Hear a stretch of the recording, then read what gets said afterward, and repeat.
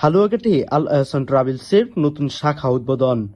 ময়মনসিংহের হালুয়াঘাটে আল আহসান ট্রাভেলসের নতুন শাখার আনুষ্ঠানিক উদ্বোধন করা হয়েছে। আজ শনিবার 15ই আগস্ট হালুয়াঘাটের হোটেল ইমেক্সে আয়োজিত এক অনুষ্ঠানের মধ্য দিয়ে প্রতিষ্ঠানটির নতুন শাখার কার্যক্রম শুরু হয়। অনুষ্ঠানে প্রধান অতিথি হিসেবে উপস্থিত ছিলেন আল আহসান ট্রাভেলসের চেয়ারম্যান মোহাম্মদ উমর ফারুক। অনুষ্ঠানে সভাপতিত্ব করেন আল এহসান ট্রাভেলসের হালুয়াঘাট শাখার প্রধান সাব্বির। বিশেষ অতিথি হিসেবে উপস্থিত ছিলেন হালুয়াঘাট শহীদ স্মৃতি সরকারি ডিগ্রি কলেজের সিনিয়র প্রভাষক মির্জা জহিরুল ইসলাম, পুর জামাতের সভাপতি আসাদুজ্জামান নূর। আল এহসান ট্রাভেলস কর্তৃপক্ষ জানায়, হালুয়াঘাট শাখার মাধ্যমে বিদেশ যেতে আগ্রহী মানুষের জন্য বিভিন্ন ধরনের ভিসা প্রসেসিং, জনশক্তি সরবরাহের সেবা দেওয়া হবে।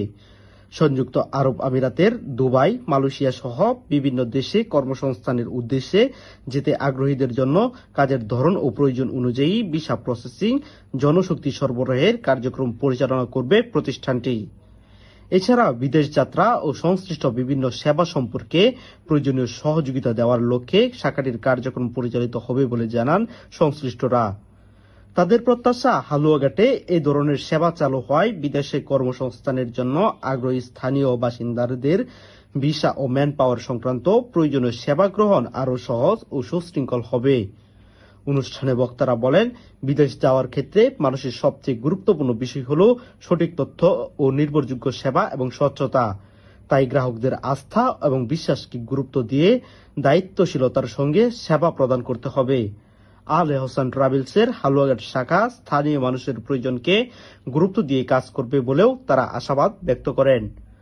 প্রধান অতিথির বক্তব্যে আল এহসান ট্রাভেলসের চেয়ারম্যান মোহাম্মদ উমর ফারুক বলেন, হালুয়াঘাটের শাখা চালুর মূল উদ্দেশ্য হল স্থানীয় মানুষের কাছে বিদেশ যাত্রা ও কর্মসংস্থান সংক্রান্ত প্রয়োজনীয় সেবা সহজলভ্য করা।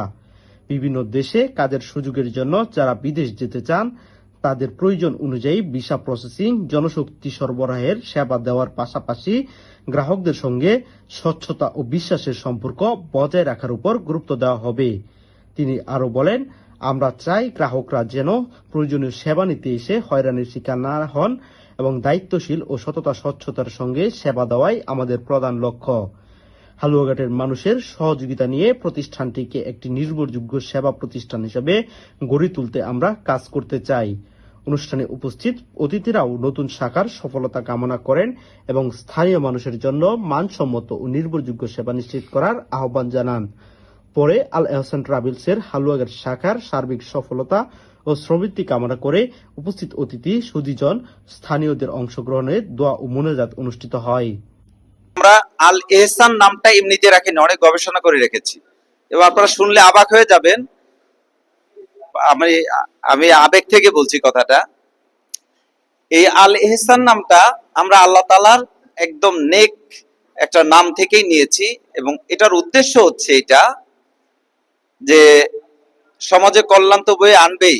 আমরা এই যে সারাদিন এই মানুষ নিয়ে বিদেশ যাওয়া নিয়ে, বিদেশে কাজকর্ম নিয়ে, কোনো সমস্যায় পড়লে সমাধান নিয়ে সারাদিন যে ব্যয় করি, আলাদা করে ইবাদত করার মতো সময় আমার অন্তত থাকে না। ফরজ নামাজ ছাড়া আলাদা ইবাদতের জায়গা থাকে না। তো আমি আমার কর্মটাকে ইবাদত হিসেবে নিয়েছি। বিষয়টা কি বুঝতে পেরেছেন?